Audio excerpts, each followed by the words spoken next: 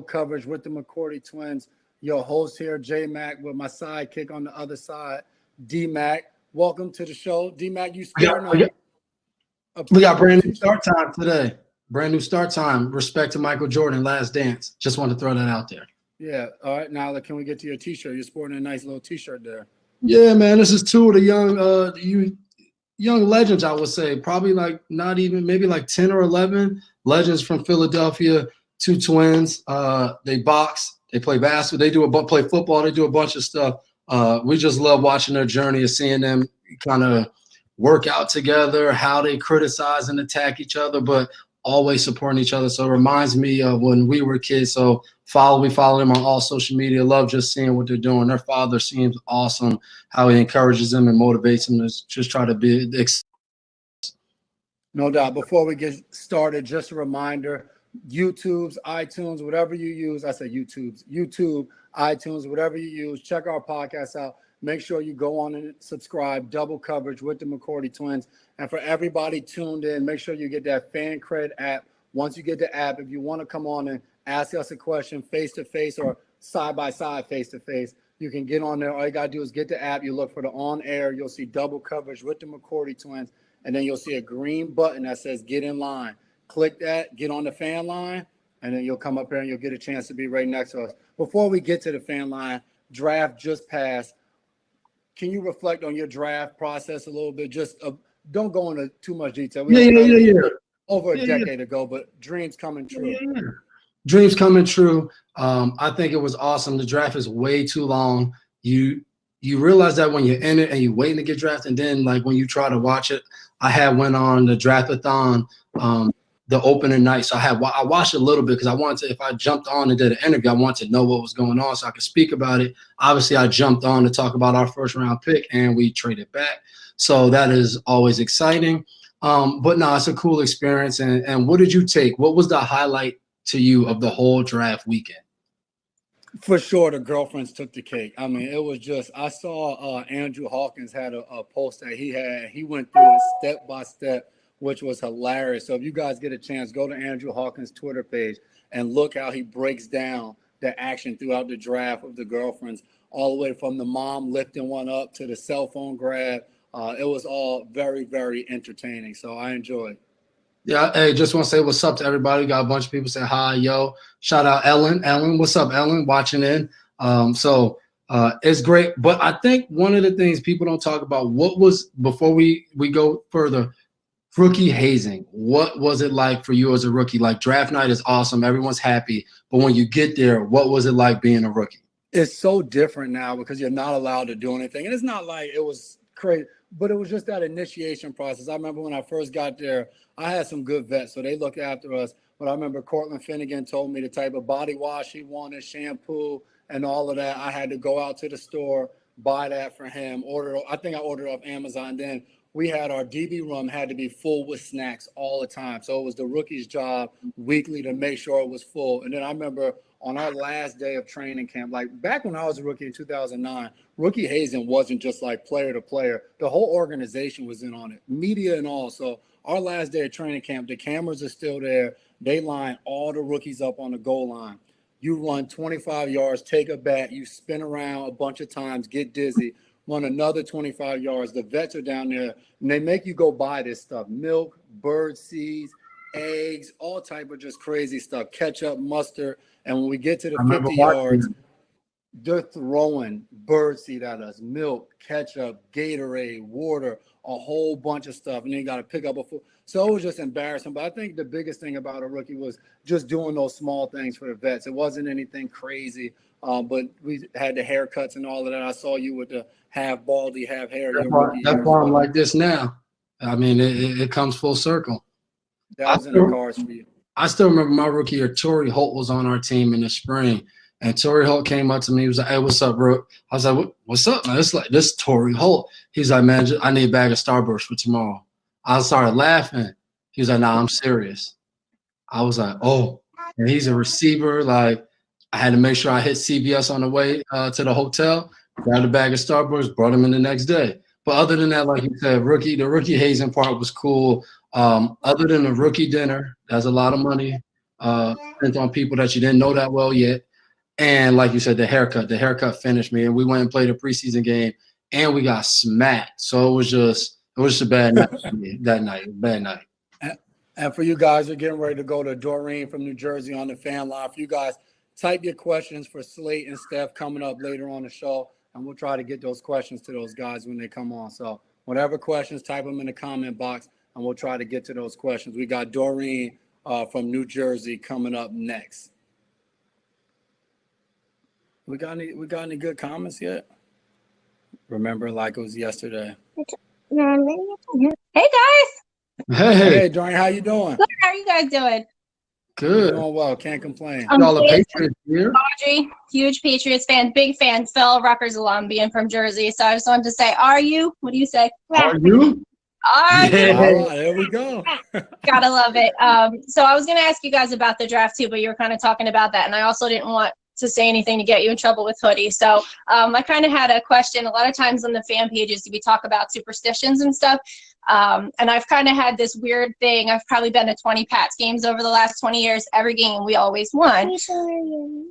Yeah, we have our rings. And we've always won. But then the games that I go to that season, we never win the Super Bowl. So there's been 3 years in the last 20 that I didn't go to games, and that was the last 3 years we won the Super Bowl. So I'm like in this battle with my husband. Do I go to all the games? And he's like, no. Or do you just not go to anymore? So it's really funny. Like, we would joke about it for years, but it's kind of weird. So my question for you guys is, do you have any weird superstitions, either as a fan when you're watching your teams, or things that you do before the games? You're probably not gonna like this. And I will say this: we squashed a superstition that we had in a different way. So our entire NFL careers, while we were separate, we were able to attend 8 of each other's games. Right? It was 8 or 5. I can't remember the exact number. Whatever the exact number was, neither one of us won at any single game that the other one attended. I remember we were getting ready to play Jacksonville, who hadn't won a game. Dev comes to Nashville to watch us play. We end up losing that game. Dev came to a game my rookie year. We lost that game. Then it was a lot worse for Dev because I went to the Super Bowl in Indianapolis. He lost. And I went to the AFC Championship game in Denver, and he lost. So we decided at that point we weren't going to attend any more of each other's games. But we ended up on the same team, and we had to attend each other's games, and we were still able to win a Super Bowl. So awesome. And that's I say, great. Go to the games and enjoy. Thank you. I'll have to tell my husband. He might not be happy with that, but I keep telling him I have to go to every game and we'll win. So I just thought that was funny. Thank you. That's the best thing to do. Just go to every game. There we go. Yeah. Well, I love you guys. Thank you so much for doing that. Huge fan, and good luck with all the start of everything. Appreciate it. Thank you. Appreciate it. We got Helen from Facebook. Appreciate the love. We got Stefan on YouTube watching all the way from Trinidad in the Caribbean, man. Welcome. Appreciate you. Lori on Facebook. What kind of wine are you drinking? This is Black Stallion I'm drinking. I tried the new one. It's pretty good. I got Stag's Leap Faye from Napa. Solid. Gerard on YouTube. You guys do a lot of trash talking when you're playing, when you lay the hammer. I'm not much of a trash talker. Only way I'll talk is somebody else is talking. Dev talks a little bit more than me, though. A little bit, but I be tired. So I try to make sure I talk in sections. One game I did talk a lot was Atlanta and that Super Bowl game, because they were talking as we started coming back. And I wasn't talking a lot. I was just asking guys, like, are you still there? Like, we don't hear you as much. But that was a fun one. Every once in a while, you got to get into it, talk a little bit. Okay, I can't wear number 32 in the new unis. Can't wear Toms until he retires. No, you can still wear the Brady. You can still wear the GOAT. How do you feel about New Jerseys? You like them, Jay? They're pretty cool. I mean, they're not much different than what we already had with the color rush. So it seems like every team. How you like the white ones? The white's cool. It's a little mix up with a little bit more red. It seemed like every team was just like, hey, we're going to make new jerseys this year. Hey, we're going to tweak a very small thing and we'll make a new jersey. Can you guys go out and buy it? So it's pretty cool. It's not much of a difference, but it's pretty cool. We got John coming up. He's backstage. John's coming up on the fan line. So let's get ready for him. Nadine said she loves Black Stallion too. So you're not the only one that's drinking that. Hey. This is my first time trying it. How's it going, guys? What's up, John? How you doing? Winner, chicken dinner. There we go. That's my new catchphrase. You on the island? You on the island with your shirt Yeah, on, ain't you? I got this from Hawaii, so There we go. Okay. ready That's to go that's back. what you Trying to want to treat do. yourself, huh? Yeah. So got some questions for you. When fans are going to see you guys, what is the best advice that you have so where we can get like autographs or pictures? Do you guys have rules from coach that you're like none of this, like go in there, get focused, stretch, or do you have like a time or an area that is the best chance to get the pictures or autographs? You talking about game day? Yeah, game day. Yeah.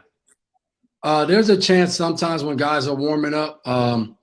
I guess that's about 2 hours. 2 hours 2 before the hours. game. Mhm. Guys will do that, but then once we go back out and we got our equipment on, guys are kind of locked in. And then after the game, a lot of guys, win or lose, is tired and they go home. So I would say the best really time is like training camp. Okay. Really, Yeah. training camp's like the best time. People sign every day after practice. Autographs and pictures. I would say that's the best time. Once the season starts, it's a lot harder unless you go to like a guy's private autograph session. Yeah, guys are so locked in on game day. I would agree with you. Training camp is definitely. Somebody asked, what is your favorite jersey? I'll say for me, my rookie year with the Titans, we wore the throwback Oiler jerseys, which were those were so dope. And I guess for you, it would probably be the throwback red ones y'all wore. Yeah, my only wish was that we never got to wear the white ones while I was here. We just wore the red ones, I think, 3 times. But I got my and I got a red jersey, so I'm happy about it. We wore the white. We need to wear the. We don't even have to wear the red ones. Let's just wear them royal blue. Somebody just said that. Would you guys want to wear the red? I would, but we can't because the helmets are white. But like J Max said, bring back those royal blue ones, man. the Ty Law, Lawyer Malloy, and the back nose. Yeah, that's what we need. We got Chris from New Hampshire coming up next. John, you still watching? Somebody said VIP section in training camp. Got a Brady autograph there. You can't go wrong with that. Yeah, won't get a Brady autograph this year, but Chris, what's happening? Hey guys, I've got my son Brady right here with me. Okay. There we go. Captain America, like it. Yeah, I think you guys know who he's named after. Yep. So I got a question for you, Devin. So you signed before Brady left. When you're going through negotiations, is there any point that you're like, hey, what's going on with that quarterback situation? So because you're on a completely different team now than you thought you were going to be on. Does that upset you at all? Or when you're in negotiations, do you ask that stuff in advance? No, it is what it is. Like, I'm not upset at all. I think it's just the way it goes. And like you mentioned Tom, but it's all of the guys like Kyle Van Noy, Jamie Collins, like all of those guys are close friends of mine. But once the season ends and free agency opens up, everyone's not coming back. It's just how it goes. And I try to make sure I separate myself from that because you just don't have control over that, and a team can't operate like I have to get this guy to get. It's just too hard to do that. So yeah, I would say it was just different. You know what I mean? Yeah. Losing a guy like that, not having him. I would say everyone probably expected him to be in New England forever, but there's the way it went, and I didn't feel any way about it. It just kind of is what it is. Yeah, I mean, you look at someone like me. I'm 32 years old. Tom Brady's been the quarterback since I was in the 8th grade, so it's a big difference for a lot of us. It's gonna be tough. Same thing with us. We 32. He's been a quarterback since we were. Now, what would you guys say? I know there's a chance that Stidham might not be the starting QB, but it's looking that way. Give us some hope out there about him. Does he have the leadership? What is he like? Is he more like Garoppolo, more like Brady? Who could we compare him to? I'm not. For me personally, I'm not a comparison guy. Stiddy is his own player. I think it's one of those things where it's just one a wait and see. I love Stiddy. I think he's a competitor. He works extremely hard, and we'll see once we get out there on the field in training camp, and if we're able to have some spring, we'll be able to see. I think it's the same thing. It's just now the draft is a new crop of guys coming. So the past 3 days of the draft is all the hype. Oh, this guy, this quarterback, this receiver.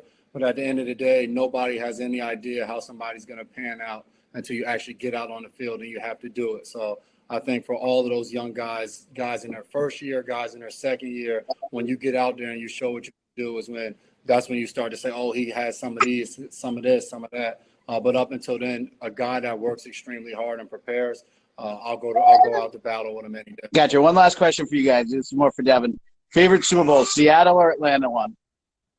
Seattle. Seattle was definitely first one. I had lost one before that, lost in AFC Championship game. Getting over that hump was huge, man. Seattle is definitely one of my favorites. Yeah, I was at that game, and I actually saw about. Hey, Jay, Appreciate you, Chris. you got to get the birthday requests because you do names. I was just about to say that. Well, we got Kara from Vegas tuning in. What's up, Kara? Caroline on Facebook. It's her mom's 83rd birthday this week. It says Nana Defemia, I believe. Happy birthday. Happy birthday, Nana. Happy 83rd. Happy if I mess up your birthday. name. Happy birthday. Who's the best player you played against on another team? We talked about this before. I would say Peyton Manning. And then, I mean, you could throw a ton of guys in there. Calvin Johnson. J-Mac just had an Instagram battle with Maurice Jones-Drew where Maurice Jones-Drew ran him over and knocked his helmet off. So he's definitely one of the best players J-Mac played against. I saw the picture. For sure. Somebody said, Corey on YouTube, what do you guys think of Obi's talents? Do you think on a personal level he should be in the 53-man roster? Man, love Obi. As far as roster spots, that's up to the coaches and all of that to determine. That's the beauty about football. We all compete. I'm hoping to have a roster spot on the 53 when it's all said and done. But Obi is huge, 6'3", very talented, good dude to be around, works extremely hard. So we're all out there competing, and we'll see how it all shakes out. We got Francis in the Philippines is tuning in as well. Shout out Francis. My wife's from the Philippines, man. Her family's all out there. Have you guys reached out to Kyle Duggar? Yep, I've talked to him. Kid's ready to work, man. Gotta appreciate that. Somebody said down the line, could we try to get some of the new draft picks on double coverage? They trying to get in trouble? Yeah, they'll get in big trouble if they start doing media requests and stuff. So I really don't. I don't think that's happening. Bill's not. He wouldn't be too fired up about that. You know how we could get them on double coverage? We just got to go through Stacey James. We got to reach out to the Patriots people and see if we can get them. So, matter of fact, we'll have our guys reach out to their guys and see if we could make this happen. But don't hold your breath. I'm not guaranteeing that can happen right there. Yeah, for sure. I think everybody did get kicked off the fan line, but I think we're back up and running. We got Robbie in Dallas coming up next on the fan line. Ask Tom and Gronk to join sometime. Join the team or join the podcast. I don't know. I don't know if they're gonna want to. What's up, Robbie? How you doing, man? Oh, hold on. I'm doing good. You hear me? Yep. Yep, we can hear you. Perfect. So, wondering, what is it like watching someone in the same position as you getting drafted?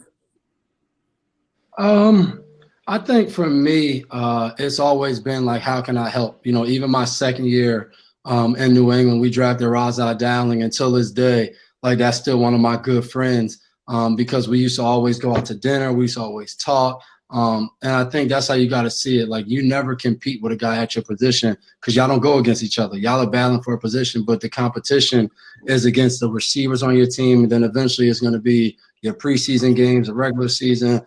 So I've always tried to just develop great bonds with guys that come in there. I think that's a part of being a leader, and I think it's a part of just who you want to be as a person. And that's what I love. So, like, I'm excited to get Kyle in there. One of the most exciting things we had is when AJ joined our team. AJ Moore was a undrafted guy at Ole Miss, had a twin brother still at Ole Miss. Story very similar to ours. So that was exciting. Now he's on Houston, and CJ, his brother's on Detroit. So you just never know how you can impact somebody's NFL career. And when they get in, you want to try to have a huge impact on them. Yeah, I would agree. I had some good vets when I was a rookie. So I think passing that down, taking guys under your wing, doing as much as you can to help, I think that's important just for the integrity of the game, just from being in it, and that you want to do those things. So it's always cool to have people at your position drafted. Yeah, and one last thing. Have you guys seen any of the Anton Dotson comments on social media the last few days? Nah. All right, then. I'm set. Have a good night, guys. You too. Appreciate it. I'll have to look Yeah. that up. We got Kerry from Virginia. I just talked to Slate. The old man says he's having a little bit trouble trying to log in, so we're figuring that out to get him on. Slate he's not on any social media, anything like that, so this is all kind of new for him. Kerry, how you doing? Good. I'm From trying Virginia, to how you figure doing out my tonight? camera here. Sorry. I just wanted to tell you guys thank your team and just the way they exercise your quiet way. I really appreciate that. And I'm a teacher in Virginia. I'm from Rhode Island, but my goal is to as many Patriot fans as I can every year in my class, and I've converted quite a few already. But Okay. my question is, I'm always giving them Patriot stories, and I quote Coach Belichick to my class all the time. Our class motto is "Do your job." Is there any good defense quotes or defense tips I could give my class? Oh, I don't know if this works. I don't know if this works in a classroom because you don't want to cheat on tests. But one thing we always talk about communication, and we always say, don't keep it a secret. And that's whatever is going on the field. If someone has to make a check, if someone sees a guy motion, or if you're playing corner and a guy lines up with his opposite foot up and you think something's coming off of it, don't keep it a secret. Let everyone know. That's always a model for us of our communication, how we try to get guys going, especially when guys come from college. You're not as used to talking as much as we do in the NFL. So we always try to encourage guys to talk about everything they see and put it out there in the open. and I would also just add to just not even maybe defense, but just being in a competitive atmosphere is make sure you're running your own race. Try not to compare what other people are doing next to you or let it catch you up, and you may not look at your success as success because you're looking at the person to the left or the right of you, and you look at it as a failure because you may not be getting as high grades or whatever the case may be. So I would just say run your own race, stay in your lane, and just try to improve every day. That's perfect. Thank you. I always tell them the end of the year testing, that's our Super Bowl, and we need to finish well. We are still trying to tell them, even though we're learning online now, that we have to finish strong. Well, big thank you to all you teachers who are making it work, online classes, Zoom meetings, everything of that nature. I know parents really appreciate it. And so even though students probably think they don't want to do the work and they rather just hang out, they'll definitely appreciate in the long run how much you guys are helping them get their schoolwork done. So big thank you to you. Thank you. Thank you, guys. Appreciate it. We got Slate figuring that out now. We got Francis. Well, Francis is back. He got kicked off the fan line, but Francis is in the Philippines, so we're going to get him on next. Him or her, Francis, I'm not sure. I can hear my son upstairs supposed to go to sleep daddy. Hey guys, good morning. Good evening, go. sorry. What's up? Time difference, yeah.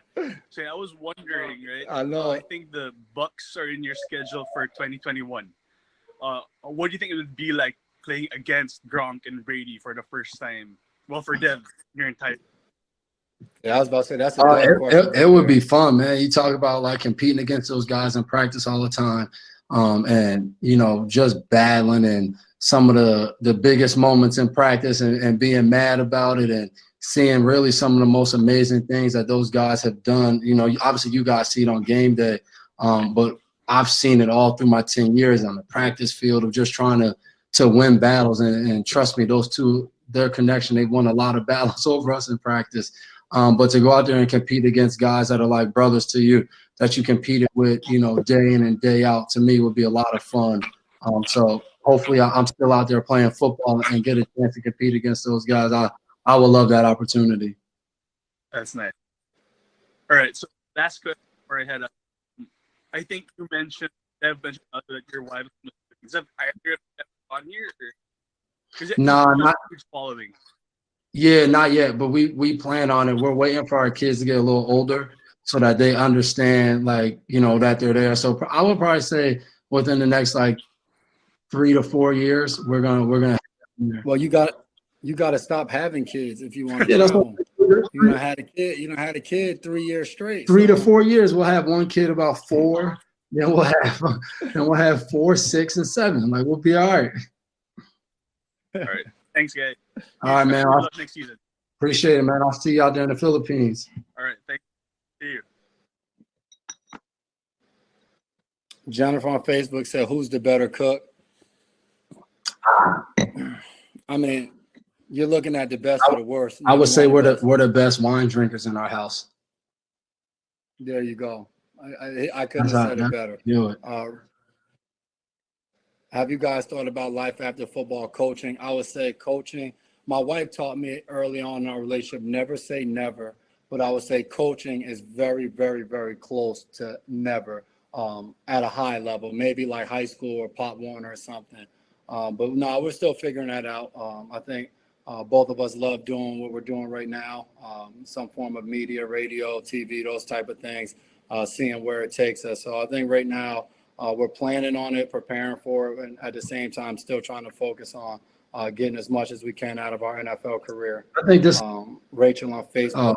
I think this is an interesting question. Have you guys got in touch with Jules? Is he going to be able to provide leadership without Brady? His fans are depending on him to prove himself just as great without Brady. And I would say that's a misconception because Jules hasn't been a captain or Tom's been there. Like, he always provided leadership. Like, you don't go out there with his kind of toughness and dedication and not provide leadership. Like, Jules has always been that guy.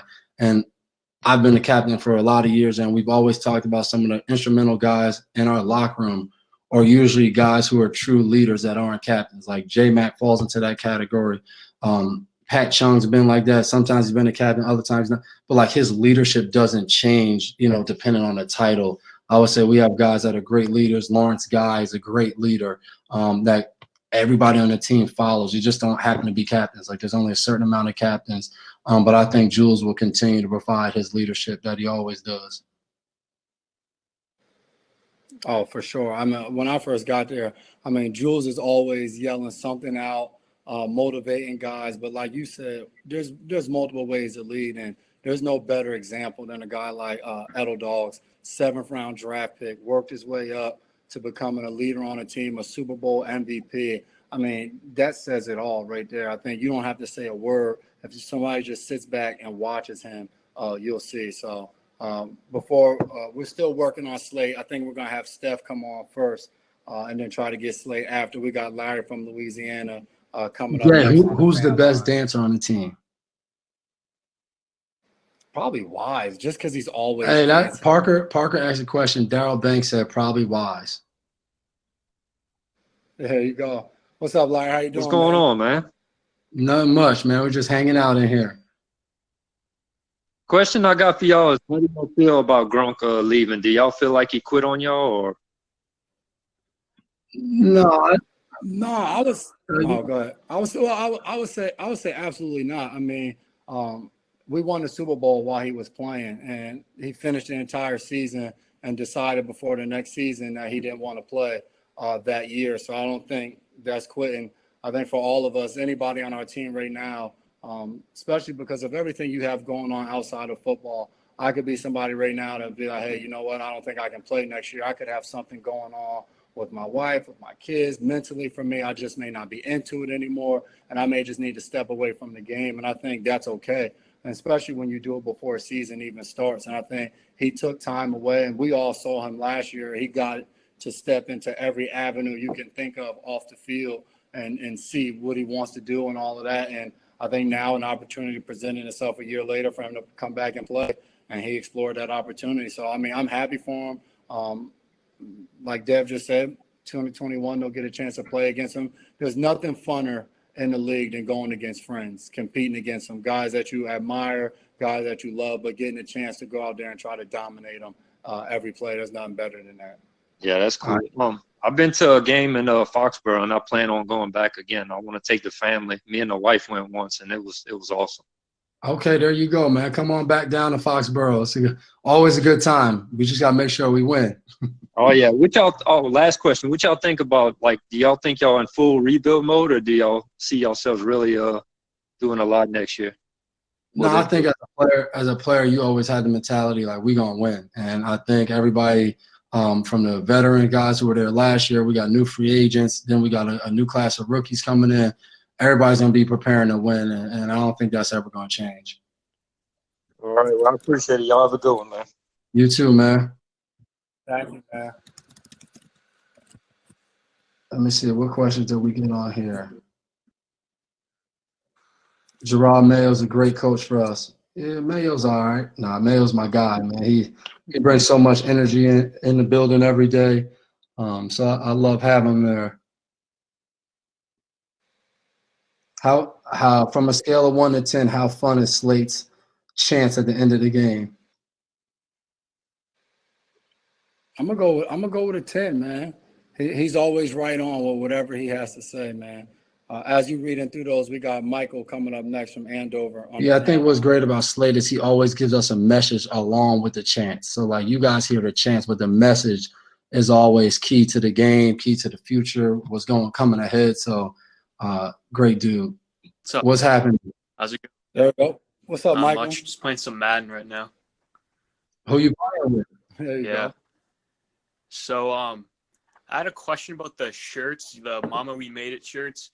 When are you gonna restock on larges? Because you don't have any larges. Okay, I'm gonna shoot that text right now that we need more large. We're gonna get them things. We're gonna get them things in for you All right, right now. They should be. I like the they'll be in there dedication. soon. Jumped on the fan line to know how he could get a T-shirt. That's what I'm talking about. Yeah, and I also had one more question. What's your favorite places in like Massachusetts? I would say for me, restaurants. Whenever we like get the chance to go into Boston, we'll go to Aria's in the North End. All of the Stregas we'll go to. Del Frisco's, I'm a regular in there, so that's always my favorite. Just going, and then obviously going to Celtics games. Okay. Yeah. Yeah, I would agree. I mean, I've been at his mercy. He's been the one touring me around since I've been here. So we've had a good time. Obviously, this time right now, haven't been able. This is usually our time. The off season is the time that you're able to get out and go different places. But we've obviously all been stuck inside. Yeah. So. Oh, that's cool. But last week I got off by a long.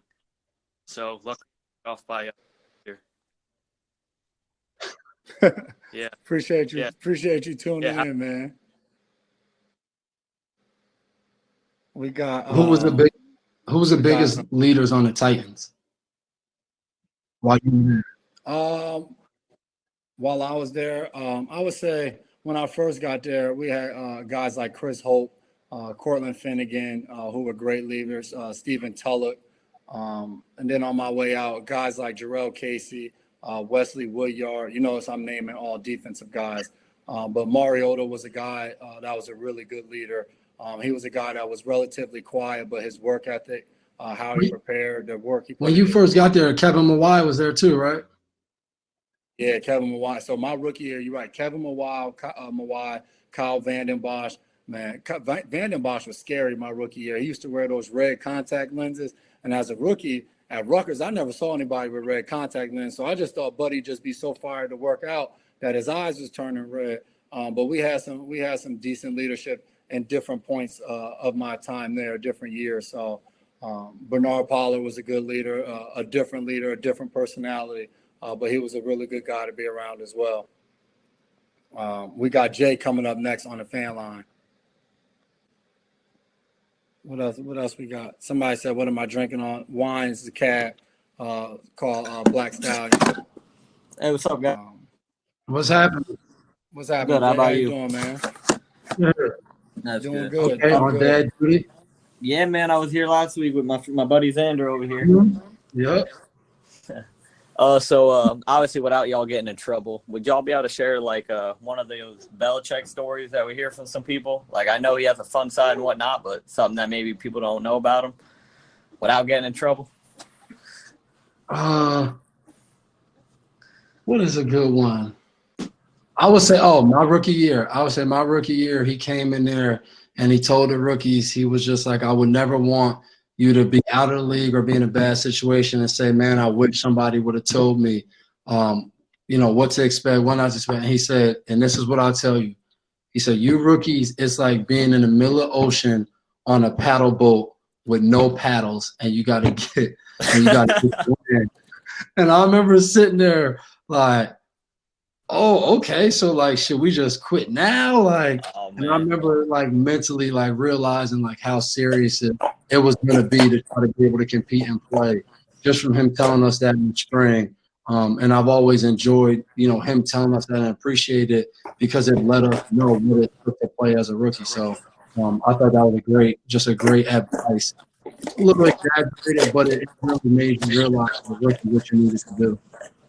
That's awesome. How about you, Jay? I don't really have no Bill stories. I guess I ain't been there long enough. I just appreciate him for his brutal honesty every day. For me, as a guy, I've been around the league a little bit more, had a lot of different coaches. I respect the fact that you may not always like what he has to say, but you always know where you stand. So I can greatly appreciate that. All right, man. Well, I appreciate you guys taking the time, man. Appreciate you checking in, man. All right. Thank you. Have a good night, guys. You too. Yes, sir. You too.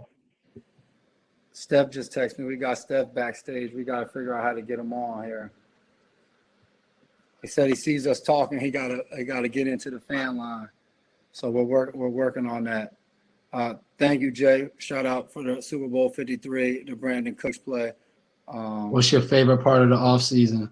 The part of the off season where we don't have to go to work, where we can relax. So I would say from February to mid-April is my favorite time when it gives me time away, and then I get excited when I get to see all the ugly faces back in the locker room.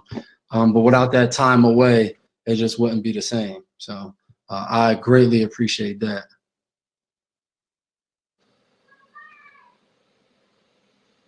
It's a lot of active comments, man. Does Slater speak from the heart, or does he rehearse his his post-game speeches? I think it's a little bit of a mix. He always has something ready. I'll tell you this, Slate is like if you're religious and you're spiritual, and you ever go to church and you get this pastor and you're like, man, like he or she is really good. That's Slate. Like he brings it. Whatever he's trying to get across, you're gonna walk away feeling better and changed. So that is definitely, I would say, Slate's go-to. So it's not all rehearsed. Some of it's definitely from the heart. Favorite part of being on the same team, carpools. I save a lot of money on gas. It probably won't be great now because we both got so many kids that we got these big trucks. So before Jay had his little Audi A7, so we used to get in that, and same difference. Looks exactly the same. I know it's supposed to be faster and all of that, but it's the same. We got Carlo from Scotland is backstage. So we was getting Gilly from backstage, man. What you doing? I know. He just said. I told him in the fan line. He said where, so we're trying to figure that out to get him on there. All right, nice hat. I like it. Yeah, you like it, man. It's pretty nice. What's up, guys, man? I was just asking. It was two questions. First question was, what was it like playing against Gronkowski at practice? I've always been fascinated by the guy, man. Big fan from him since he first came. So I've always been kind of fascinated to hear what it was like playing against him or training against him. It's fun, man. I say the difference of when you play against someone in practice, you get to know them. So like we start doing stuff that we know frustrates them and what's the names them. So I would say it's a lot easier for us seeing them every day in practice than like guys having to play him in a game and like they figure out, dang, like how strong he is, how physical he can be in route. Yeah. And I would say the biggest thing, I'm sure people are surprised, is how good of a route runner he is. The dude can run really good routes. He understands leverage. He understands where he needs to be. So it's tough. I mean, I'd be lying. Most of our practices involve him being double teamed. So, we work on that as well. But tough guy to cover. He's one of the best guys that ever played the position. Oh yeah, for sure. Honor. Yes, sir. The second question was, who do you think the toughest opponent is going to be in the division this year? The Dolphins, they got the quarterback. I would assume Buffalo is still going to be one of the toughest opponents to go against. Miami obviously got a lot better with the moves that they made. Obviously, Sam Darnold will be another year under Adam Gase in their offense. So our division is just getting better, and I think that's the fun part about it. You get to compete every Sunday, and you know it's going to be a tough one to be able to get into the playoffs. So looking forward to it. Thanks very much. Appreciate you, man. We got Slate. Slate is backstage now. We're still working on stuff. We got to get this thing figured out. But we got Slate backstage. He's ready to join the fan line, Mr. Matthew Slater. There he goes. He even looks confused.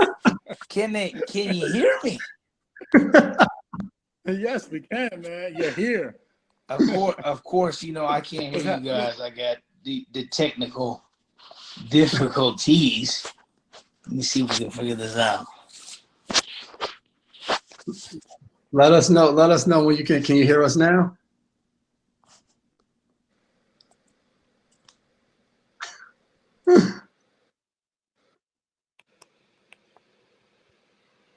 Yo, ever since The Last Dance came out, we've been having big troubles last week, now this week. I think ESPN did something to us to make sure whatever we got going on, they make sure. Yeah, we're gonna figure out his volume, and then we're gonna get him back on. Slate had that confused look on his face anyway. He looked like he'd been trying to figure this thing out for the longest. I'm trying to get in. Here we go. We got as we get Slate in, we got Aline and Richmond coming on. We gotta make sure we get Slate to give us an yeah too. Good luck with that. So he sounds like a scientist. Good. How are you? Good. Doing well. Good to see you Thanks. again. Good to see you too. I'm back here with my son in the same spot as last week because quarantine life. Yep. Haven't moved. I want to say hi to Slate and Gilly, who I hope are watching because it's so exciting that I get to say hi to all four of you now. My question this week, we've been talking, or you all have been talking a lot about like Brady and Gronk and just kind of like signing and all that kind of stuff. And I was wondering how much, if at all, do you all, especially you, Devin, having stayed with the Pats your whole career, do you think at all about the fans? Does that really go into your decisions as pros? Because I think, with Gronk and Brady, a lot of fans are feeling betrayed, but I'm kind of wondering, like, does that really even like factor in at all? Or is that just kind of like, well, it is what it is? If I'm being honest, no. I think for guys, I think when you play this game, I think you hope fans respect everything that you've given to a team. I think for me, especially like those two guys, they've given so much to not only New England as an organization and team, but I just think of like the Best Buddies events with Tom, or Gronk getting his hair cut, or going to like a bunch of different charity events, or just always being very entertaining around fans. And I think like when you get that aspect of players, like that's who they really are. That's what they're giving to the people around them. They're showing how grateful they are because of the support that they've been given. And I think those two guys exemplify that in the New England area, always out and about doing things. Tom for 20 years, Gronk for 10 years, of just doing those things. So I think as a player, you hope that you left your mark where fans can appreciate the effort and what you gave to the team and to your teammates. But I think at the end of the day, you always got to do what's best for you and your family, and understand like no one, like across the board, not everyone's going to be happy. Like it's going to go that way. But I'm sure there's still a bunch of fans that still appreciate and love those two guys, just like their teammates do. Definitely. Hey, appreciate you for tuning in and coming back to holler at us. We got Slate back. I think we got his audio fixed, so we're going to try to get Slate back up here and ask him a few questions before he gets out of here. I know Slate is another guy with multiple kids, so this quarantine life is real. So man, we got. I tell you what, that might have been the hardest process I've been through in the last month. It can't be. You quarantine with all them kids. That kid not have been. I mean, it was up there. I'm struggling. You know me. I haven't been on my computer in years. Software not up to date. Can't get on the Chrome. Well, we made it happen. We made it work. The people are very excited for you. Yeah, I'm happy to be on, man. I feel official now that I'm on the double coverage. The first week we did this show, they was like, the greatest thing would be is if you get Slate on, because he has no social media, no anything. So everyone is super excited about you being here. We appreciate you being here, man. Anything for you guys, man. So what's this quarantine been like for you? How have you had to adjust family and everything? What's it been like? Are you in Massachusetts, Cali? Where you at? So we're here in Massachusetts, and as you guys know, I'm a father of 3, and all 3 of those little ones are under the age of 5.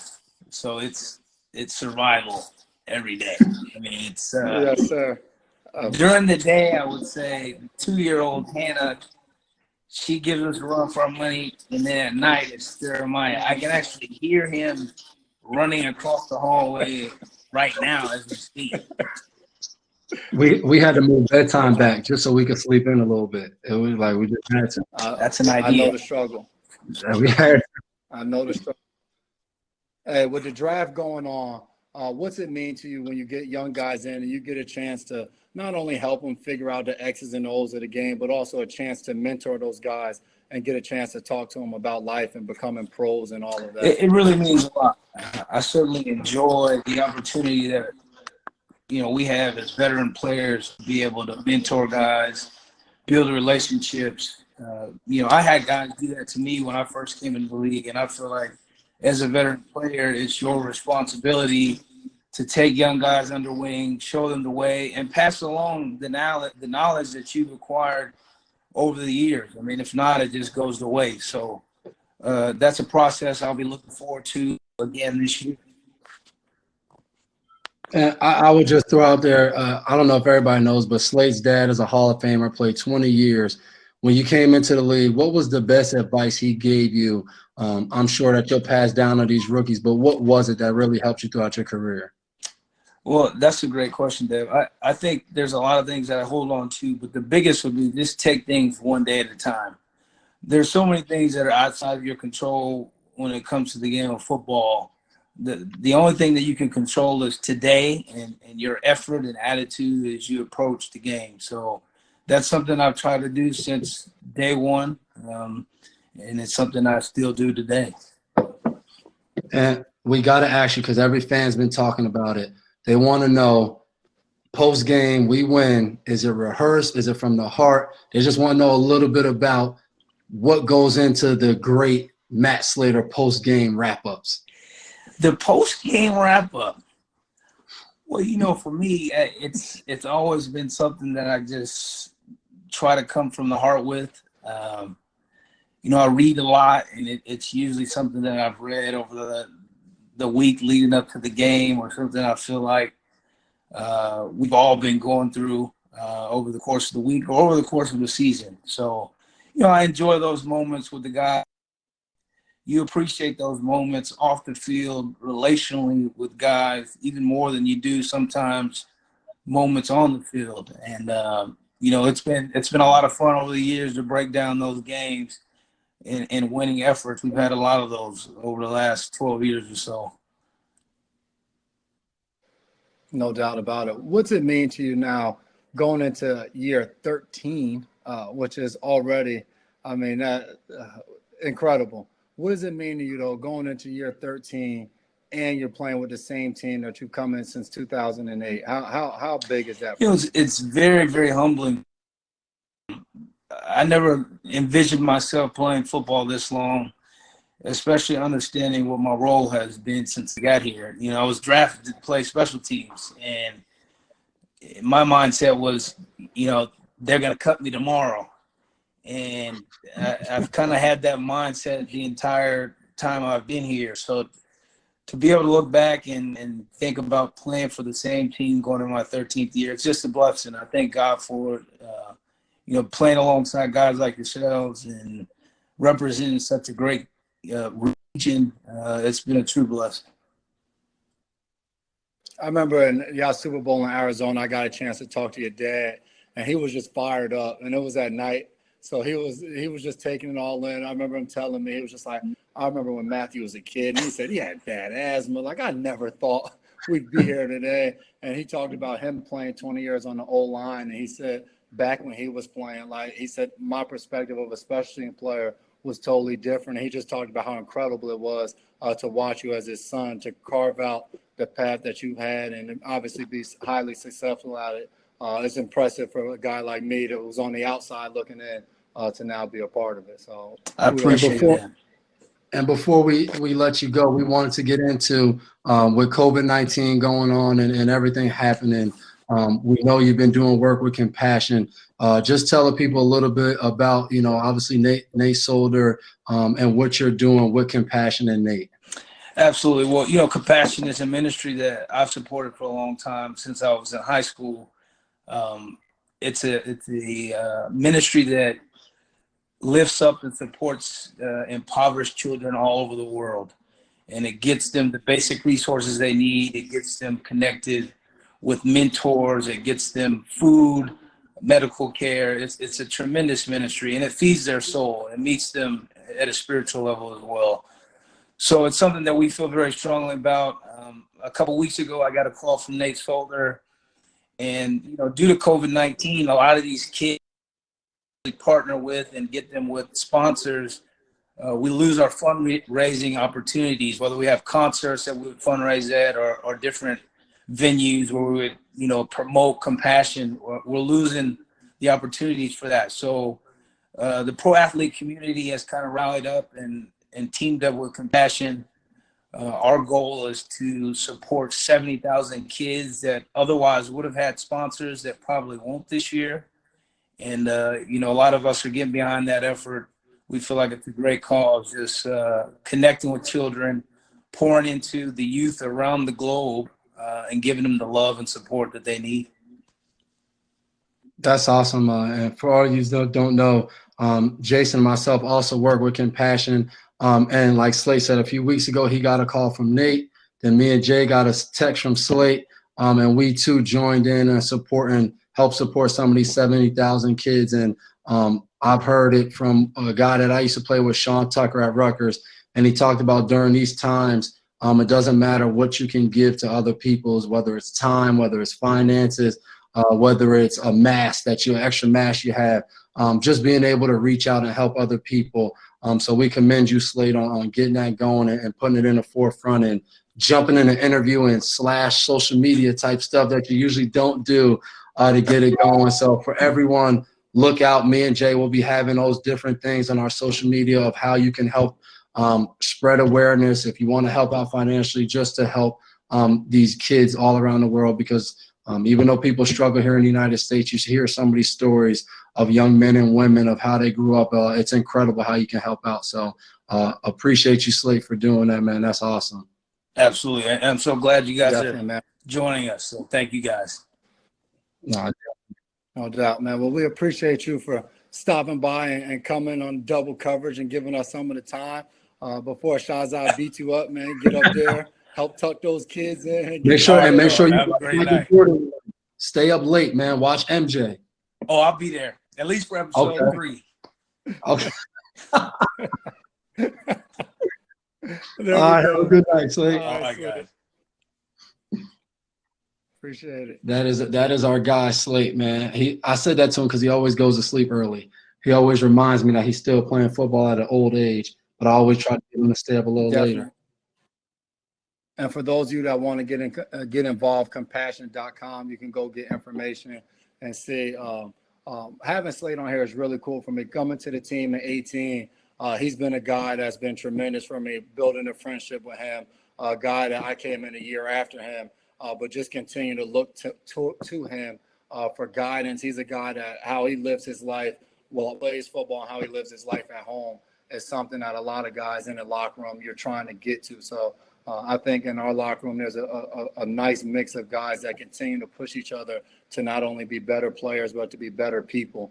So it's always amazing and awesome to have guys like that in your locker room. Yeah, So, and I would just say, piggybacking off that, I think this has been, obviously we've done this podcast because of the times we're in, and because of that, we've also started our own thing. If you follow us on social media, you sure Chromebooks for kids. on McCourtyTwins.com. You can click the link Chromebooks for Kids, supporting kids in our area to try to get each kid in Rockland County and the Nyack and East Ramapo School District a chance to just finish their schoolwork for the year and help the school district out. So you'll see heavily on our page where I want to just give people options. I think there's a lot of people out there in the world who want to give and want to know about places to give. So I've been thinking about it a lot. Just want to use this time to just push out different things that people can read through. And if it interests you and you want to give back, if education is something, we got that. If you want to give to people who deal with, really extreme poverty of making like 90 cents a day, Compassions has that. They have, families that, dad goes to work and that's his goal, to make 90 cents that day. And with everything going on, that's been hard to reach. So we've been extremely blessed, and we've tried to give back and find great organizations and to do that. So we're going to be posting that on our social media, getting it out there, making videos, and trying to press along all of these great things where we just try to find people who do amazing things in this world.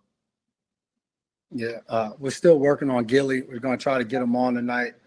We got Josh in Tampa coming up next, but we're still trying to get Gilly on. If not, we'll have to try for another week, but we're still trying to get him on. We got to teach Gilly how to open things up. He's so used to closing and shutting down everything. Like, you got to open, you know what I mean? What's happening? What's going on, We man? got Josh Tampa, Allen's here. man. Josh Allen's here. Okay. There we go. Josh My Allen. son wants to say hi. This is Cannon. What's up, man? Okay, got the dinosaur on the shirt. We're a big dinosaur family, too. My son got that pajamas. Gotta love too. I like Walmart, the you hat, know? man. Yeah, There there you you go. go. Tell them go Pats. So, first of all, congrats on another baby. If it's a boy, Joshua McCourty sounds amazing. Just throwing that out there. Just wanted to get your opinion too on that. The first two episodes, and I heard the Jerry Krause Belichick comparisons. Thought that was kind of funny. I didn't know if you guys heard those out there. I saw that. No, I did. I saw that. Because of how everybody left this year, he killed him with the Jerry Krause. But the first two episodes was amazing. I thought one of the funniest things was like Scottie Pippen's money. Like, somebody was like, we need to start a GoFundMe page for Scottie Pippen. And then people was like, hold on, Scottie Pippen made over $100 million. People like, listen, relax. So I thought that was interesting, man. I can't wait for tonight to go in there and watch it again. What's up, Cannon? I see you. My son does the same thing when he sees a camera. Absolutely. My other question was, when you moved to safety, when were you approached to make that transition? Did you have any reservations about it? How did it go? And then Jason, how does it feel to be still standing at cornerback? The original position you guys came into. Yes. So you basically saying Dev couldn't last at corner, so he moved out. But I'll answer Dev's question. He'll answer mine. When he first made the switch to safety, and you got to start with, I didn't get approached. I got told I had to move. Okay, yeah. So when it first happened his second year, I feel like he was okay with it because at corner that year he had some struggles. So I think it was the playoffs. He was okay with it. Let's figure out a way to win. His third year, he comes back and he balls at corner. He's playing really strong, and some things happened in the secondary where they needed him to move to safety. So I think originally he wasn't really for it. But I think the player he is and the person he is, as mad as he could be about switching position, he doesn't want to let the guys around him down. So I think for him, it went all in. Like, hey, let me study other safeties in the league. Let me figure it out, the gaps that I need to fill from a corner position. Then, to be honest, safety physically is a little bit easier than corner. And the mental part of the game, Don't tell my shoulders that. The mental part of the game, he already had in the leadership and the ability to turned out well. Yeah, Jay sticking that corner, he reminds me all the time that he's still a corner. And I would say, for me, it's been cool to watch just his longevity of being in Tennessee and going through tough years and having to be, sometimes the top corner on the team and to go do that. And he's never complained that he hasn't gotten recognition. I think in today's age, in today's game, like, he would have to be a guy that goes on Twitter and stuff and talk about his stats and talk about what he does. And he never did that. He just kept playing.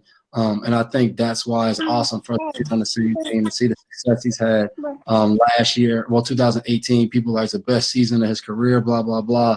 And if you look at the stats in Tennessee, he's had better seasons, but he just got watched more. So it's been incredible to see him get the recognition he deserves. Absolutely. Other question. Oh, he wants to show you his Patriots stuff. Oh, that's dope. Other question too. If you guys had the ability to play any of the position on offense, what would it be? And then my final question. That's easy. My final question too is, what have you learned most about yourselves through this quarantine time? Any position on offense, that's easy. Backup quarterback. I can make up to $5 million and never have to touch the field and have to prove whether I'm good or I suck. So backup quarterback. What have I learned most about myself? That I need to continue to work on patience. Because when you have 3 kids, quarantine every day in the house, you need a lot of that. So that's what I'm praying about at night. Is God give me more patience? You give me a little bit more, I need more. So that's what I'm learning. I'll play wide receiver. No doubt about it. Get me into space. Let me use my speed, coach. He thinks he's a playmaker. Let me use my speed, coach. Hey, man, appreciate you for tuning in, man. James on Facebook says, what tremendous men you all have become, great football players, great leaders and fathers. Appreciate that. Darren on Facebook, most universally respected player in the locker room. That's easily Slate, and Dev's up there too. And then we got Julius coming up next on the fan line. But definitely those guys, man. Hey, no matter what side is it locked in? We're going to get Steph next week? I think so. I'm going to text him and tell him. Because we all need to get Last Dance. I just text my wife. She better record this joint too, or she's going to be in trouble. It's on She's going to be sitting on the couch. Not tonight. Can't go on demand tonight. We got Julius coming up next on the fan line. Yeah, I'm going to text Gilly and tell him, man, don't worry about it. We get him on next time. Man, shout out Slate coming on with the puzzle look. Come on, Gilly. If BB can figure out technology, so can you. BB's probably there struggling too, though. Hey, how legendary would it be if we could get BB on the fan line? Yeah, right. Hey, someday when we retire, when we decide to do a podcast, we're gonna get Coach Belichick on our podcast. Yeah, I don't know what we got going on the fan line. I gotta see if Julius is still there. It might have hit 9 o'clock and he decided to leave.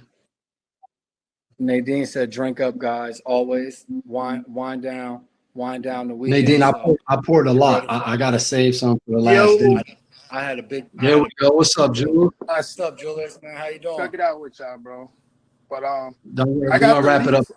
I got the leak for the Last Dance if you need it. Nah, man, you got. We look forward to that on Sunday. Now I'll say, quick question though. Appreciate everything you guys are doing for the community, everything like that. But quick question: what's the biggest side of winning a Super Bowl together that you guys have had throughout your career, like whether it be on the field or off the field? Oh, that's a good question. I'll say there's a couple. Being inducted into the Rutgers Distinguished Alumni Hall of Fame, that was pretty cool. Had nothing to do with. And that was cool because it was kind of totally separate of football and totally separate of sports.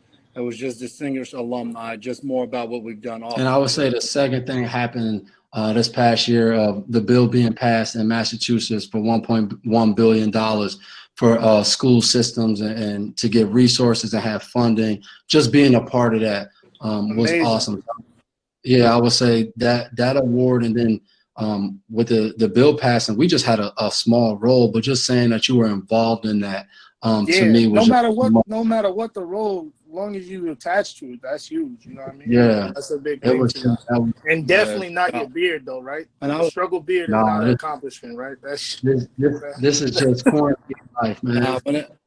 Whenever it comes to hair, that for me, on top of my head, on my face, those are small things. Whatever it looked like, I'm rolling with. All right, bro. I appreciate you guys. I'm about to go watch The Last Dance. You guys enjoy your night and send my prayers to your family. All right, take care. Yeah, you too, bro. You do the same, bro. We'll holler at you. How do I get out of this? You kick me out? He got that answer There you go. fast. We got him up out of there. All right, man. We're gonna Okay, get ready to I'm gonna wrap close up. this out. Already I'm gonna told close the this kids. out. I'm gonna close this out. Like My Slade bad. was talking about, and like we were talking about earlier, we hear stuff, we read stuff. So today I was listening to Charlie Dates, and he was talking about if anybody, if you got a Bible by Charlie Dates is a really good pastor. he was talking about James chapter 1 verses 2 and 4, and go read those. And as you read them, just remember there's always victory waiting for us on the other side of all trials. When you know that there's joy to come, you treat your trials different. You live happy. People look at you, they don't understand why you're so happy during this quarantine. They don't understand why you're okay staying inside. They don't understand that about you because you understand that there is victory on the other side. And as you read those verses, it talks about going through trials creates perseverance, and perseverance creates that joy. And once you get that perseverance, you know you there lack nothing else. So I'll leave y'all with that tonight as you go watch The Last Dance. And you still, a lot of people's quarantine has been pushed back to the end of May for a lot of places. Some is coming out, but whatever it is that's coming, just remember that if you are a believer, there's joy on the other side. There we go. Hey, y'all wonder where that man gets his speeches from? He reads, he listens a lot, and it makes it happen. So, hey, for you guys, make sure YouTube, iTunes, double coverage, Richard McCourty Twins. Make sure you go subscribe.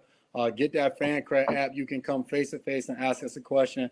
We'll be back here next week, Sunday. It'll probably still be 8 p.m. because of The Last Dance, and we're gonna try to get. We're gonna get all this figured out. We're gonna get all this figured out. Yeah, I just talked to him. We're gonna get it all figured out. So and I until appreciate you then, guys tuning in. remember, Mama, we made it. See you guys next week.